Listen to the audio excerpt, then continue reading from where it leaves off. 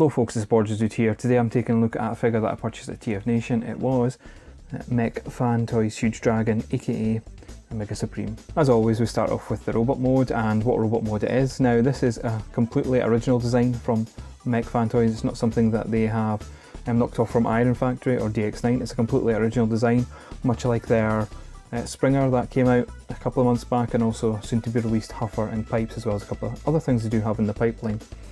And the design is brilliant, really captures a Mega Supreme and updates a Mega Supreme as well to fit into that sort of Voyager leader class scale that's going to tie in with their Lost Planet line. Now let's have a quick look at his head sculpt.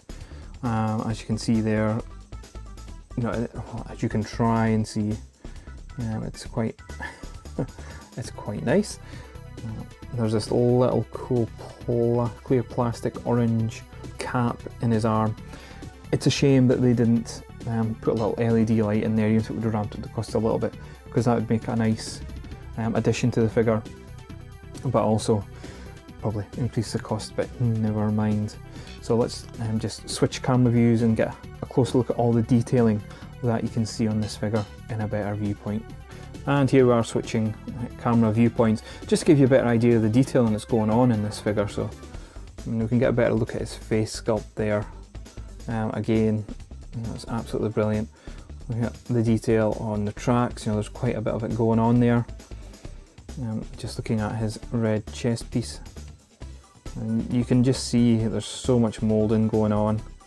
I'm just looking at the legs as well, and some of the detail has been picked out with some silver paint. A lot of it is just left in that sort of charcoaly grey colour.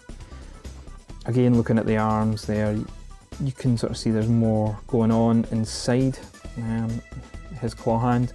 You've got the little joints there for the figure, so you've got some posability options in the fingers, and also his cannon arm. Again, some details picked out.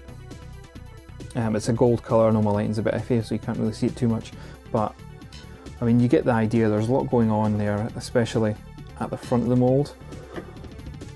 And if we swing it around, the detailing is a little bit less, but you're not really going to display the figure looking behind. With his back turned, I suppose, are you? So again, just I thought this was a better way to show it off, instead of we're just ramming it face front into the camera. Now some options for your articulation. This has quite a decent amount of articulation in the figure itself. So at the shoulder, you've got a sort of 4 ratchet. Now I'll explain why it's a 4 ratchet and the transformation. Basically, this arm pops off. You've got a little bicep swivel. The shoulder joint here is sort of soft ratchets. Nothing else. On this arm, on his claw arm, you've got the individual pin joints, so you can straighten them out or bend them in. You have a waist swivel. Again, it's ratcheted. The head can move left and right. When it comes to the legs, you've got nothing there in terms of ratchets, but back and forward you do have the ratchets, and the feet, you do get that little ankle pivot. So for the size of the figure, you do get quite a fair bit of articulation, and of course he can do the Perceptor kick quite well. When it comes to transforming a Mech Fan Toys Huge Dragon, it's going to involve a lot of parts forming for this inspired Mega Supreme. So if you take off the rail tracks from the back, that's the first step. What I tend to do is make the rocket first, just by taking his claw and gun arm. They just pop off, then plug them together. That gives you your rocket. That's the easiest part. Then take off the 2 shoulders. This just makes transformation when you come to the torso section that a bit easier. Then if you go to the lower legs and you just unpeg them, they're all just clipped in by port and posts. Just pop them to one side. You want to remove the head from the torso, because you're going to do the middle section of the base first. Now there's a hinge on the back of the base that sort of folds out, so you can get that display going. You also have little hidden shoulder cannons there that make part of the base as well. Once that's done, you can then plug the rocket into the port and post on the middle of the base itself. When it comes to making the tracks, It's just simply a case of, again, they have a port and post to plug into, but you really have to plug those port and posts in as tight as possible or they will fall out. But once you've got all that sorted out and you've had, you know, a little adjustment here and there, you have your base complete. Here is Omega Supreme's base mode. It's pretty cool. The main rocket modular, if you like, just sits there, doesn't connect to anything. The rocket, of course, as you've seen in the transformation video, does tab on, so that holds. There's no wheels on the little tank, but it still does move around quite well on the track, the way the sort of grooves have been designed on the bottom there. And really, that's it. It's a really brilliant display piece and fits well with the other Mech Fan Toys minifigures, as well as if you're collecting the Takara Diaclone, be it the Mech Fan Toys KO stuff of it or the official. It does fit in well with that type of scale.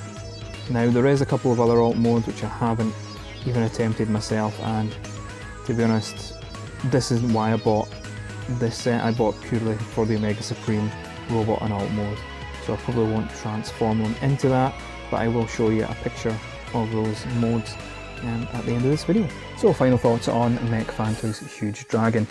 Now, build quality, it's not premium, the top grade plastic.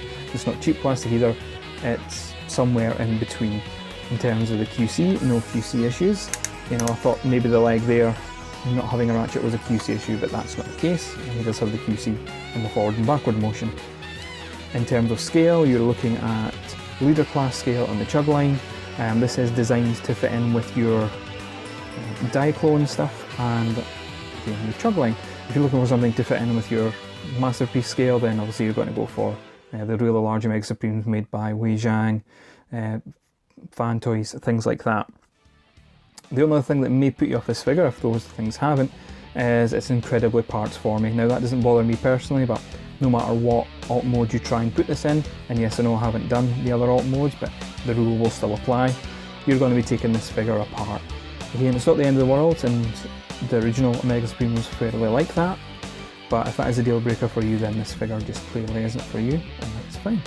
But for me, this was a figure I really wanted to get TF Nation. I mean, really wanted to get. I thought I missed my chance. I wasn't queuing in that massive queue at the start of the Saturday, but I didn't. I managed to get hold of them, which is great. It's fantastic. I'm really happy to have this, and it fits in my scale, my collection, and does the job for me. Okay, folks, so that's my review of Mech Fan Toys Huge Dragon, aka leader class, leader scale Omega Supreme. Really glad to have it, as I said.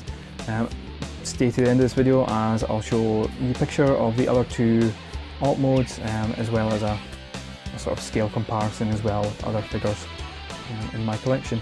And as always, until next time, be excellent to each other.